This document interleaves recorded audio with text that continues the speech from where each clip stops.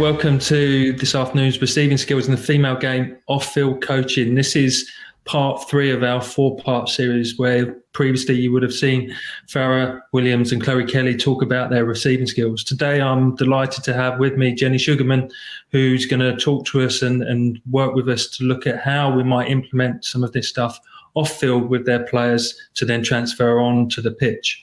Before Jenny really gives herself an introduction to her coaching career and her role now at Aston Villa, let's just look at what we hope to receive out of the webinar this afternoon. So the first thing that we really like to do is define what off-field coaching is and the benefits that this can really have to your players, whether that's at an elite level or even at grassroots and RTC, how we can maybe use some of the tools that can really benefit your players to see positive change in their game as they go back onto the grass. We'd really like to build on the previous webinars where we look at receiving skills in a little bit detail, and Jenny's going to help us look at some great examples of how she's used it in her context to see how she's developed players. And finally, we just really want to make you aware of how important off-field coaching is to develop skills such as receiving to improve the whole game across from grassroots, RTC and into the senior elite game. So, Jenny, welcome. Thank you very much for being here this afternoon. It's a pleasure to have you on. We've known each other for a long while, but for those people that don't know that much about you, it'd be really good to give us an introduction to yourself. Sure. So I'm currently the assistant manager at Aston Villa Women in the WSL, in my second season there now. And previous to that, I've worked at all levels really of the male and female game, with the boys and the girls, looking at the talent pathway through the Old Centres of Excellence and RTC programme, college and university football, and then sort of tier 3 and 4 of the women's pyramid as well. So 20 plus years of coaching experience, and alongside a career in sort of coach development, sports development and education. Brilliant. And obviously this year, full-time with Aston Villa, which has been exciting, isn't it? Do you want to just sort of tell us how that's been this year? I know it's been a challenging season on the field, but great strides, which is fantastic for you and the club.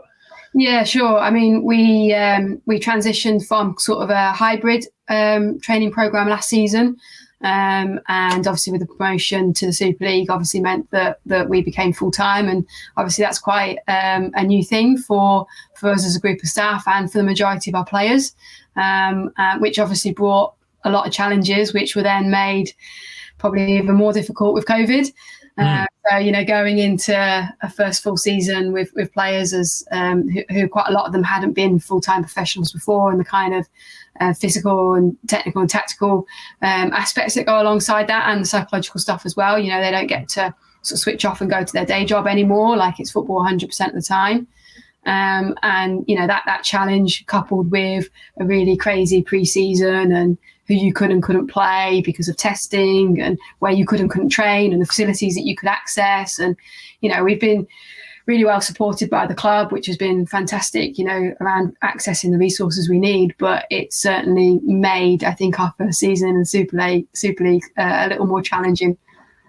Well, actually, with COVID and the topic we're going to talk about now around off-field coaching is obviously giving you maybe even more time to focus and refine some of the skills. Did anything change during the COVID period with sort of your ideas around off-field coaching? Yeah, I mean, I actually think it's probably one of the big benefits in using Teams. Teams can be, and other sort of online platforms can be a little bit difficult for like team meetings and stuff, and it's not very personal, and it's difficult to build relationships and get understanding and get everybody's feeling and input on that. But the one upside it really brings is the ability to get your players in front of a screen to look at video and to talk about things that when you can't get them in a room to do that. I think that's been a real addition to us this year, that we used to have 4 or 5 players cramped around one laptop at the training ground on a Thursday evening or whatever, last season, trying to get them to look at some clips. Whereas now we've got, they can do that from home on their own laptop, and they can look in much more detail, and we can pause things and talk about it, and we can use annotations on Huddle and things. So, yeah, I think there's definitely been some benefits to support that we can provide the players with analysis off pitch. Brilliant. So let's get into a little bit more detail. So obviously, off-field coaching of what we're going to look at today is how we support our players in improving their performance that they can then take on to the field. We put 4 bullet points up here, but it'd be good to get your thoughts and ideas on what it means to you and how you've maybe adopted this throughout this season. Obviously, previous working situations where, as we said, off-field coaching now is as important as the on-field, and the availability of technology has really enhanced the WSL and working in the environment you are. But the key thing that we want to express it is accessible, and we can do things across the whole of the game. But what would you say, linked to these points, has been the big wins this year for you? Yeah, so I think one of the myths that you kind of have about full-time football when you're working part-time is that you get loads of time with the players, and actually you do, but not on pitch. The actual more time you get with them, it's not loads more because of the physical loading throughout the week, and particularly with the season, like I mentioned, having such a condensed pre-season and then having games cancelled quite a lot and having lots of midweek fixtures. Actually, your time on pitch with the players is limited. So utilising as much as possible of the time off the pitch to enhance their knowledge of the game, to enhance their game understanding as individuals, but then that as units and teams, and then that to support their ability to make decisions on pitch. This is a vital part of it, and I guess that's where we're utilising that time more now, and this season than perhaps we have in the past. You might be on pitch for an hour and a half, 2 hours, but there's other time in the day that you can utilise, and whether that's with sort of one-to-ones with individual players or group sessions or team sessions. There's certain stuff that we have throughout the week that is set every week, and there's other additional bits that you can drop in and out. Well, there's always this conversation around off-field coaching that it's about just finding the areas of development and the weaknesses for players, and then sometimes players feel that that's all off-field coaching. But what we're going to go into a bit more detail later is to actually the real opposite of that, isn't it? How do you see the balance being between those really sort of areas of development and positive outcomes within your players during the week? Yeah, so I think if I'll go into a bit of the detail when we look at some of the examples, but we're particularly with the individual work, we want to make sure that we are making sure their strengths become super strengths as much as we're trying to improve areas of development. Particularly when you're working individually with a player, it can be quite intense. And also then when you're working in groups and they're contributing, you want to have things that you improve and get better at. But if we only spend time on that, then are we really utilising the tools that we've got and the strengths that we've got with individuals and with the squad? But I also think across the week, obviously you want to have a positive feeling with your players. You want them to feel confident. You want them to go into games. You want them to feel like they're improving and getting better. And this is a great tool to do that, because you can set some targets at the start of the year and then you can show the progress alongside that. And they can do that. And I'll touch on it, how they do that themselves as well. So it's not just all about the coach or the analyst bringing that information to the players. It's about the players recognising and understanding that themselves, and pulling and picking things out. And then kind of the next stage, even better, is when they start to do that with each other, and then really starts to develop the culture and the environment across the team of being able to check and challenge each other appropriately. Well, that ties in nicely, doesn't it? Because we talk about this a lot in sport, about on the field and off the field. How do we create a really positive learning environment, and to get some of the outcomes that you've just sort of explained there in terms of getting those additional wins by focusing on the things that they're super strengths, and then also working on their area of developments. And we talked just before we came on air, we talked about these being 4 of the key elements that you think are really important about creating a positive learning environment. Do you want to, what do you mean by psychological safety for those learners out there that are talking and thinking, right, what might we do? Yeah, so for me, psychological safety is so important in a team environment. what I mean by it is that players and staff, members of your team, feel confident and able to ask questions without and challenge statements that are made and be part of the process without worrying about what other people might think about them, or whether they're going to risk their place in the team if they say something negative or challenge, the coach's opinion on something, and that everybody feels like they are contributing towards being able to make an environment where everybody's valued and everybody feels like they can be part of it and engage safely, without ridicule or condemnation or anything like that. So what would you say that if you were giving advice to coaches around sort of the coaching behaviours when you're in an off-field environment? What would you say then? What would be the things that really promote that as an individual to your players? Yeah, so I think the very first thing you've got to do, and for me, it's the fundamental part of coaching, is about developing relationships with people. Yeah, because great. Yeah. That's who we're working with, is people. And I'm a big believer that if you want to get the best out of people, they need to be happy and enjoy what they're doing and feel valued and have ownership and accountability to their performance. So it's not always going to be, what I'm not saying is only talk about good things and only ever say positive things, because actually some of the best ways of developing relationships are around having difficult conversations and around challenging and pushing and driving people to be better. Yeah. So I think building the trust from you as a coach to your players, so that because effectively what you want is them to have confidence in you, that you can help them be better, and that they don't need you because you want to be able to support them to get better with them leading it, but they can rely on you. And I think one of the key things around that for me is around consistency of behaviours. So the way that I work personally is that I want to be really consistent in my behaviours, because I believe that builds confidence and trust.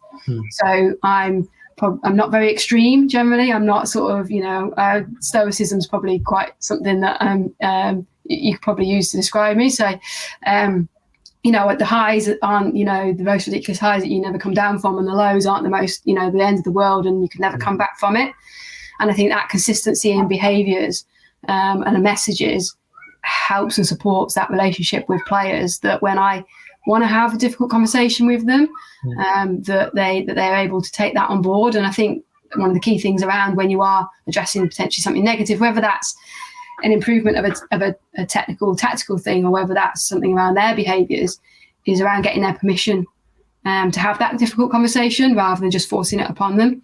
And I suppose that's then if we look at the second point there, where we talk about listening skills, I think that's really crucial, isn't it? And you've almost touched on that, those interpersonal skills. But if a player doesn't feel that you listen to them, then you're never really going to get that safety and that openness them to have really constructive and, as you say, maybe at times difficult conversations. Yeah, and I think just simple things like where I have players, particularly some of the younger players, but it doesn't necessarily need to be younger players, that really find that one-to-one scenario or the team things where they have to feed back really like cringy and really like awkward.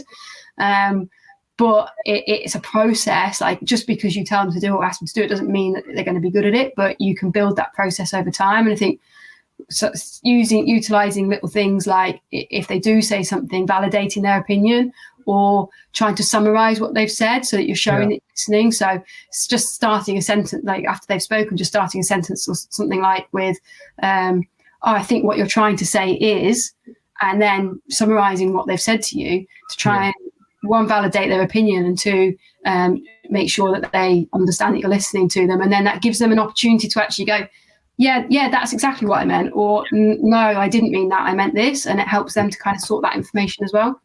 Yeah, I think that's a great point around summarising points that players make, because, again, it makes them feel a huge amount of sort of self-worth that the coach and the people that are facilitating sessions are actually listening to them, and it's a great tool to do that. So just to sort of summarise the last 2 points on there then, when we talk about making it challenging, what do we mean by that? And, we link that into how then the purpose is to sort of, grow the player, grow the unit and grow the whole team so that they actually get better on the pitch. Yeah, so I think there's like I said, we have different things throughout the week that are set and that again is consistent and the players know will happen. And that's things like match reviews, whether that's player or staff led, things like the must knows around the opposition, things like the game plan and the sort of final messages around the game plan and going into that, and then the regular sort of individual one-to-ones, or then just the informal stuff that goes on. So I think there's stuff that they know, and there's formats and structure that is consistent, and they know what to expect from.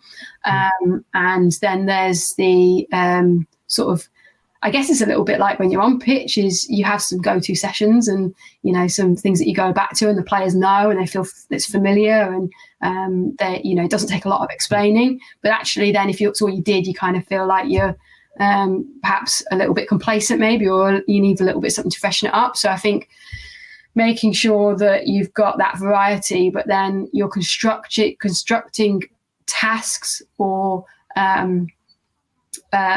conversations to guide that, and we'll come on to talk a little bit around the examples around this. But sometimes a blank piece of paper is the hardest thing to fill, and when you ask players go away and, you know, just tell me what you saw about the game, or tell you what you saw about this clip, that can be really difficult because they might have all these second guessing things going on around what does she want me to see, what line should I be going down here. So actually putting some structure in, giving some constraints around what you want them to look for without telling them the answers, or guiding them, or, you know, using maybe some basic annotations to sort of guide the eyes in, make that conversation or that task, I feel, flow a little bit better, get them to engage in it better, but also it gets you to the detail quicker because you're narrowing the focus down.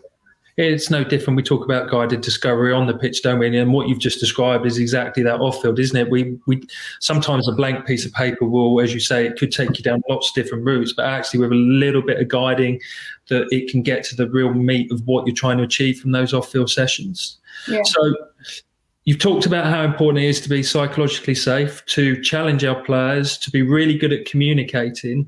Let's get into then a little bit then how you would do this with your players and how you would use these off-field skills that you're obviously very good at from the way that you talk about it. Let's start to talk about some real specifics of what you do and how you do it. Yeah. Okay, so the first thing we've got up here is the one-to-one IDPs, individual development plans, but we call them ILOs, individual learning objectives at Villa. So these are plans that the player creates with me. So I have a set group of players. I work with a defensive pod, and we sit down at the beginning of the season and create their ILOs. And then throughout the season, we meet every couple of months and review where we're at with them. Before I go into kind of the structure of them too much, just to highlight that it's very different conversations with each player. And some of those conversations can be over an hour, where the player has loads of things they want to talk about. They really understand how to reflect, and they know what they want to work on. And they have clips and they have notes, and, you know, it's almost like two coaches talking, because some of them are coaches as well, I guess.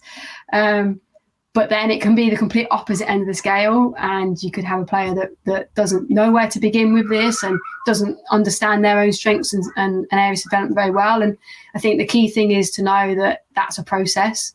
And, you know, I've got one player in particular who, you know, nearly 2 years ago when I first started trying to do this with her, the conversation was over in about 2.5 minutes. And I really had to kind of guide it a lot. One of our most recent one-to-ones, she got her phone out and was like, "Yep, Jen, I'm ready. I've got some notes. And I'm ready to go." And for me, that was like, "Oh my God, like that's brilliant. Yeah, she's pre-planned for this." Yeah, this is completely different to where that's a great point, isn't it? In terms of reflecting on it, every player is different, and every individual. And I use the word player, but actually I'm going to say person, people. And therefore we have to, as you go back to your previous slide around psychological safety, we have to find out what it is that's going to really unlock those opportunities for that player to really want to use this process to the best, so that they can then, as I say, go and improve on the pitch as well. Yeah, definitely. So what I sort of going to go into is kind of a little bit around the purpose of these and how they look and how they work. So the model of the sort of the what, how, why, but let's make sure that we do it in the right order. And we often fall into the trap of starting with the what, but actually let's start with the why. So why do we have these IDPs that we work with the players on? So it's to create ownership, which I mentioned right at the beginning, around their development. What I don't want to see me as the coach is as somebody who's just going to give them information to make them better. Yeah. Because that's not really how teaching and learning works.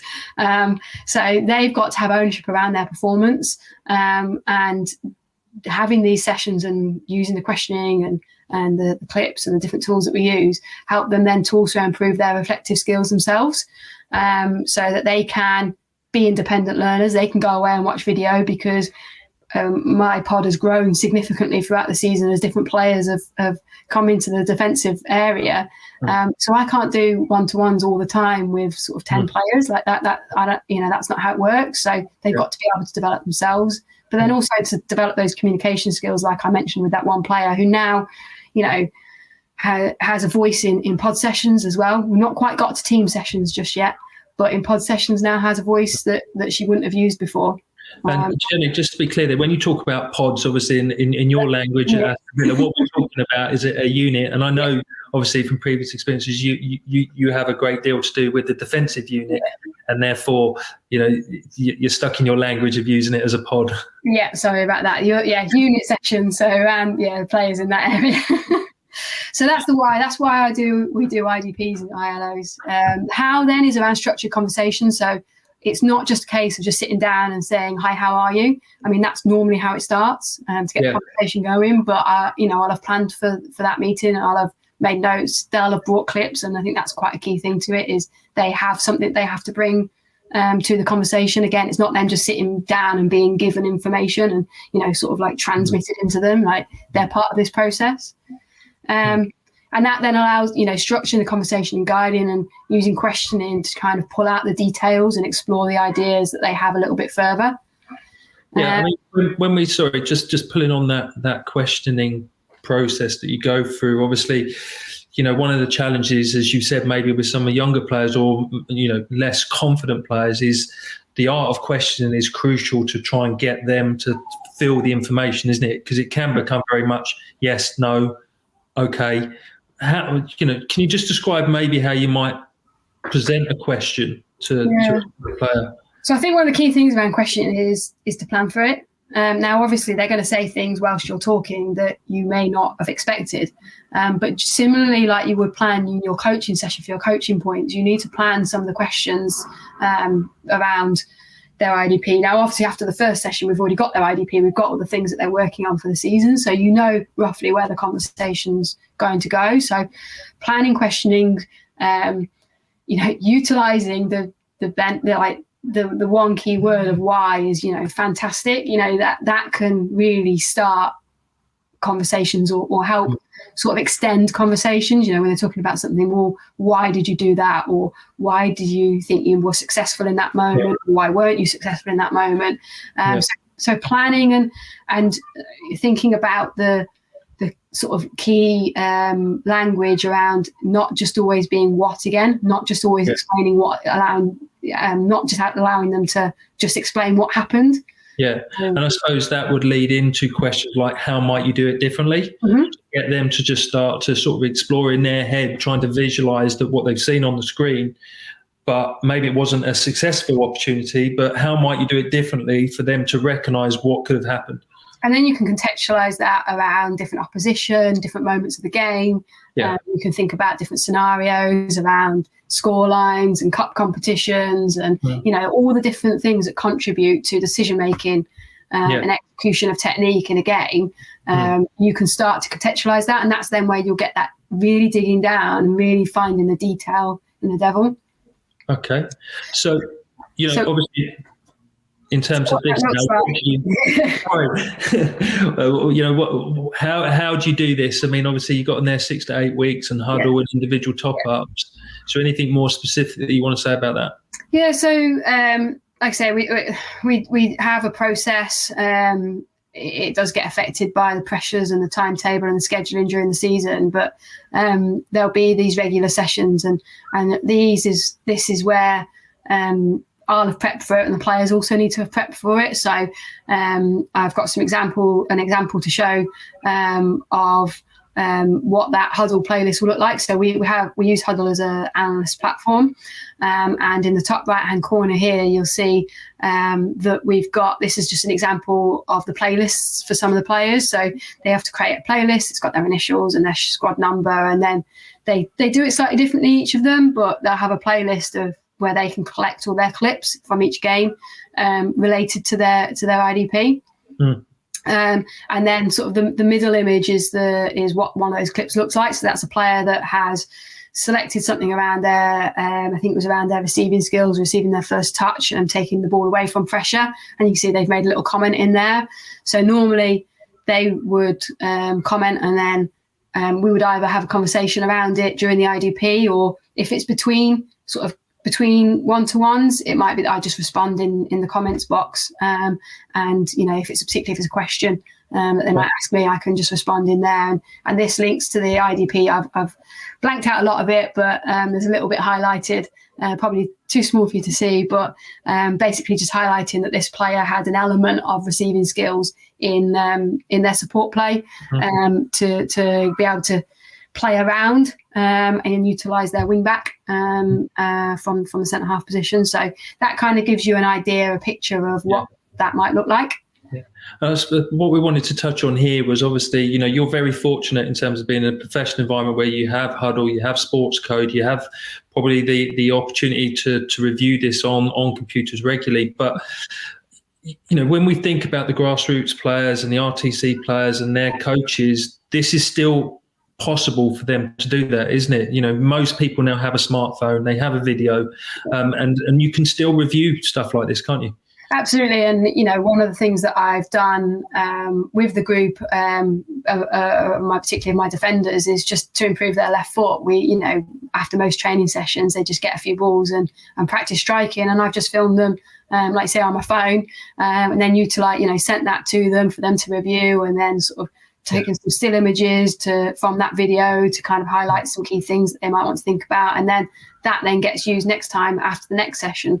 They're then working on, was their arm up nice and high, or, did they follow through and land on the opposite striking foot? And, those are the details that you've got that you don't need the fancy software for. And I suppose to even take that even further for those grassroots coaches and players and RTC is that modelling of world-class receiving skills is something that you can easily do, isn't it? Still, with the FA player, with YouTube and everything, video yourself and then go and compare and contrast to someone online and look at what they do and look at how they create body shapes and what their first touch is like, and then start to build a model of what you might have to do in training to improve that, and get your coach as a player to really support that process. Yeah, and I think that's really important when you think about how you're developing your players.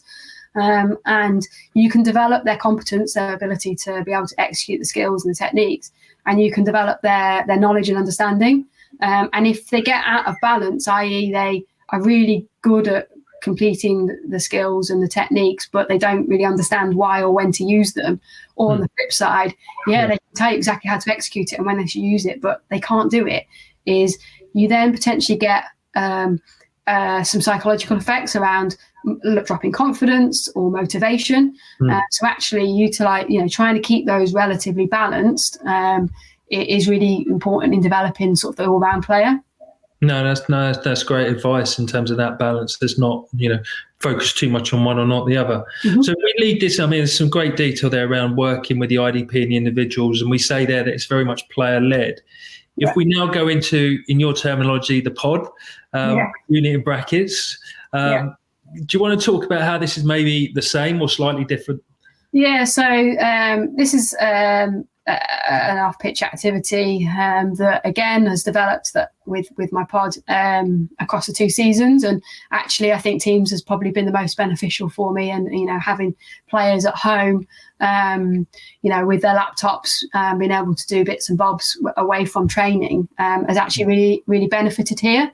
So we certainly, particularly in the first part of the season, and then again around new principles, had some regular sessions that the players have led for the pod, and I've had to. My input in them has probably dropped session by session as I'm trying to get them to take more ownership. Because when I say player-led, it doesn't work the first time. It's not like going, right, here you go, off you go. I'm just going to sit back and you guys are going to get on with it. And it worked like that. It's not, no. That's not how it's process. That's a great point to make before you move on, because exactly that. Sometimes coaches will try something once. Yeah. And it doesn't work off field, and they think, oh, I'm not doing that again. Yeah. And you just explained great there that it takes time. Yeah, and it's painful at times. It's really painful. And you just kind of have to suck it up and get on with it and keep pushing and persevering with it. So why we do the pod sessions is, again, around the ownership of performance. Like they own their performance. I just try and help them with it. But this is then where we start to look at developing group decision making. And then continuing to improve their communication, but now their leadership skills as well, because they have responsibility, and it's important that they can work with their teammates. And if they can start to have those conversations off the pitch, then that might then continue on the pitch as well. So, when they're trying to problem solve around a challenge that they've had or something that's gone really well off pitch, and they're looking at the video, next time that happens on pitch, you hear it all the time. The players going, "Oh, that's that little picture there. That was what we were talking about in the session." So how we go about it is around having a structured and pre-planned short task where they work individually or in small groups to review footage, and that can be from previous games or training that they then select and bring. And then sort of the real nitty gritty of it was sort of regular. It was roughly every other week, but like I say, midweek games threw us all over the place, having lots of those and games rearranged and stuff. Where players set the topic themselves. So we got, it was important to me that if it was going to be about them and their work, that I'm not just going to give them a topic. Actually, they're going to choose it. And like I say, the process is I might put a message on the WhatsApp group of, okay, guys, what topic would you like to talk about? And I might not get any responses, or I might get one response. Okay, we'll go with that person for this week. And then next time I might have a quiet conversation in another player's ear and go, oh, have you got any ideas around the topic we might talk about next? And then I might get 2 or 3 ideas into the session, and you're just building it behind the scenes to get their input. Well, I think we've got a video now, haven't we? We've got an example of how you've used it. You just want to talk through, what you're seeing and just explain how it worked. So just before it starts to play, just to say what this is. So from one of the sessions that we had, this is some clips that relate to receiving skills. The actual session was around breaking lines with and without the ball. So what you're going to see is some clips, and these are clips that the players selected themselves and have brought to the discussion. And then there's some words that will come up on the screen, and those are their words. So each session, one player volunteers to take notes and around what's being discussed. Again, I sit back and I only speak if I really have to. So these are the notes that will pop up around those clips. And they're quite brief notes and they're not a lot of detail, but we probably talked in more detail, but these are just the notes that were taken, but they'll give you an idea of the sorts of things that they were looking at and seeing. Okay. All right. I'll press play. And if there's anything you want to stop it on, just let me know. Yeah. So I've frozen some bits around the actual receiving just to give you just to focus the eye in on here's a receiving skill and what they're thinking about around it. So this was a Conti Cup fixture against Durham. So little bits of details around the driven pass to break lines. And that first touch taken away from pressure. So they're starting to think about, what in the receiving skills is important. Well, being able to take the ball away from pressure is really important. So next one. So this was some sort of feedback they wanted to give each other, is that fullbacks needed to be more positive with their receiving skills rather than coming back into play. Could they break lines? Here you've got ones from training, so around body shape, taking the ball towards goal. They say these are their conversations, their ideas. This is not my information. This is what they've spoken about, and then what they've noted as the summarising. And with this, then, Jenny, obviously you're staying there taking notes, but I'm sure with the listening skills that you talked about earlier on, you're starting to pick up on some of the things that are maybe common themes, or some of the things that are regularly coming into their mindset of like, okay, I need to think about how I now transfer some of this work onto the pitch as well in training. Yeah, absolutely. And sometimes that might inform how the next sessions might look. So session design.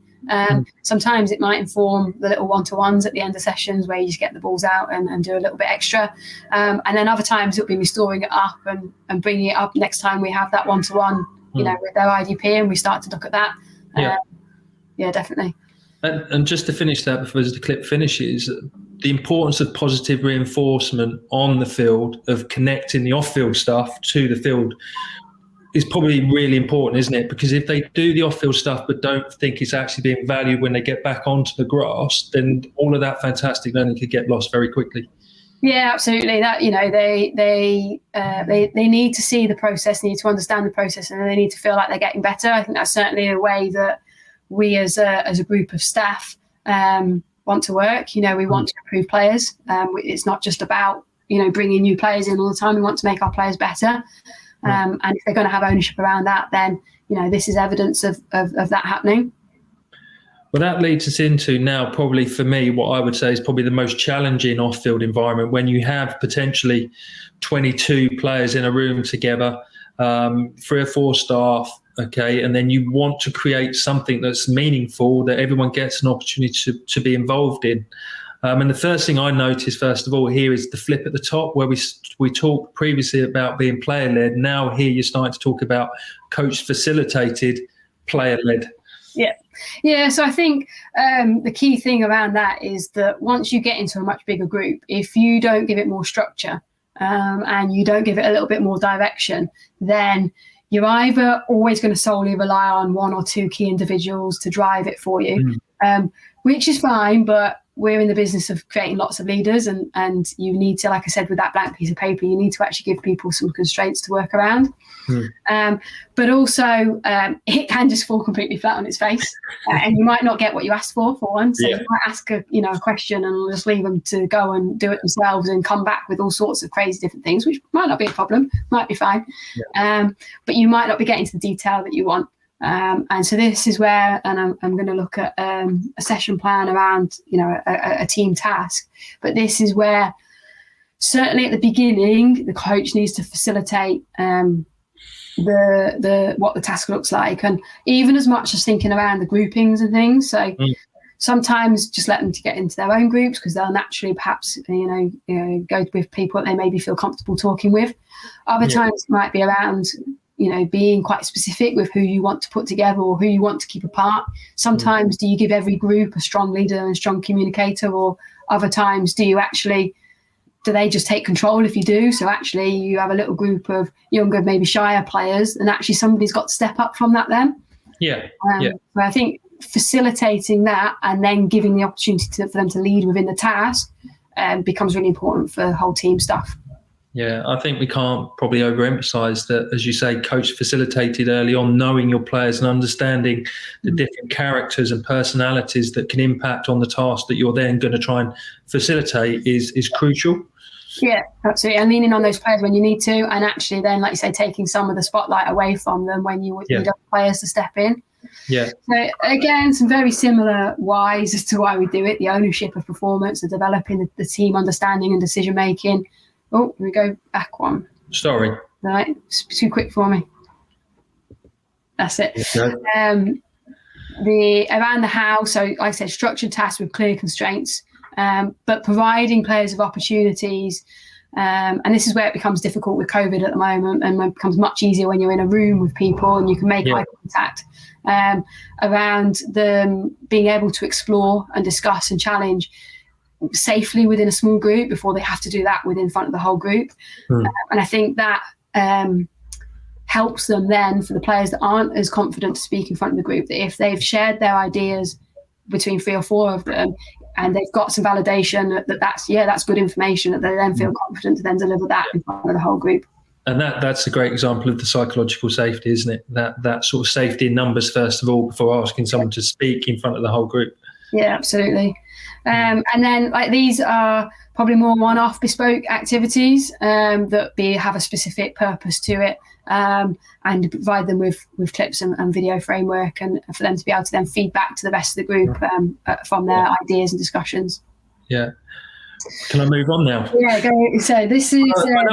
I love this because I think this is great, because I'm a huge advocate of, really creating that positive learning environment, but providing it in a, really thoughtful way that challenges individuals to get the best out of everybody, and not being that, people will associate a classroom environment as teacher at the front, pupils, players, whatever you want to call them, and then just bounce questions and all teacher led. But this for me is a great example of an off-field session where you can really engage all of your players in one go. Yeah, and I think the key thing here for me is that just like you'd plan and you design a session on pitch, is you need to plan and design the session off pitch as well. It's not about just going to a room, sticking some video on the screen and asking them to talk about it, because again, you're going to get some either nothing or some quite random things normally, or there's going to be a lot of duplication. They're going to talk about the same things. So just some ideas around sort of planning a session to deliver with the whole team. So, having an idea around the themes and the importance of receiving skills and creating an attack. Having a clear objective, so thinking about the understanding what influences their skills, the pre, during and post contact with the ball. But then also how that then influences the team and the team tactics and breaking pressure lines. So it's not just me as the individual, but what does that mean for the players around me as well? Yeah. Thinking about a task then around watching the same clips. So sometimes I'll do stuff where they have different clips and they've got to come and share and talk about the ideas in those clips. But I think there's also a real benefit to them all watching the same clip, but just looking for different things within that. So like you see, I've got group one looking at, or how do I utilize the pass in my receiving skills? The pace of it, what story does the pass tell? And then them looking at the clips from that viewpoint. Another group looking at, okay, well, like, where's the pressure, recognizing where the pressure's coming from and how that affects the receiving skills. Another group looking about how you then manage the body and the ball to receive the ball in those moments. I talked before about planning the questions. Well, there's some examples of some questions that you might have, and I quite like to use the little whiteboards. So again, being prepared with that and having these questions on the whiteboards and to take away, and so it's not on one PowerPoint slide on the screen that they're going to walk away from in a minute and not be able to remember. It's there in front of them to see. Yeah. And I think, Jenny, what's great this again is that this is a professional environment that are using these tools and this style of learning, which is easily accessible to grassroots coaches and RTC coaches in terms of, if they are able to even video a very short moment within the game, that they can then facilitate these sort of Q&A questioning and group style sessions to really get the players to understand why they're doing what they're doing and not just doing it. Yeah, and if you give it that purpose, they're much more likely to buy into it. Yeah. Not just the sake of talking about football for the sake of it, actually that they're going to get something out of it. And that they're going to develop hopefully some knowledge as an individual, but also some knowledge as a team, but also some rapport around the personal skills that are required for it. Yeah. I think one of the things to prepare for as well is to prepare your own answers to those questions so that you're not put on the spot when you're trying to go around and work with groups and support them, that you've got some ideas to perhaps scaffold and support, and that might be needed again with possibly having some of your clips where you maybe do have a little bit of annotation, where you have some free frames like I showed in those clips previously, because some players just might need a little bit of extra help with that. Yeah, and that ability, just as you say, to probe and just use questions to just keep the conversation flowing, or maybe push you down a slightly different direction if they're not quite grasping what you're after, is a skill that, just like on the field, coaches have to practice and continue working on. Okay, yeah, definitely. Brilliant. Right. So just some examples now. We're going to show another video, aren't we? And we're just some examples of receiving skills. And again, we're just going to just sort of talk through what it looks like. And we've got, again, how we look at it on a bigger picture in relation to the observation analysis view, to then how it maybe looks on the TV screen, shall we say. Yeah. This is a great example of how utilising the tactical view gives you the ability to see the before element of receiving a lot more, the movement that happens beforehand, or, where the pressure's coming from. And then when you see the broadcast view, that's where you can really hone in on the individual and what they did in that moment.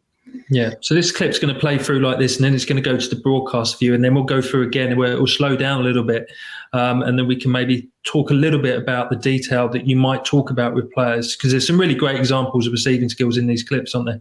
Yeah, absolutely. And you know, if I was utilising this with an individual player, for example, then you know we'd probably be playing it through once first, allowing them to watch it and see what what they've seen first off, and then going back and honing in on some of those individuals and perhaps having some questions ready around, why did you take your first touch in this way, or where were you trying to progress the ball to?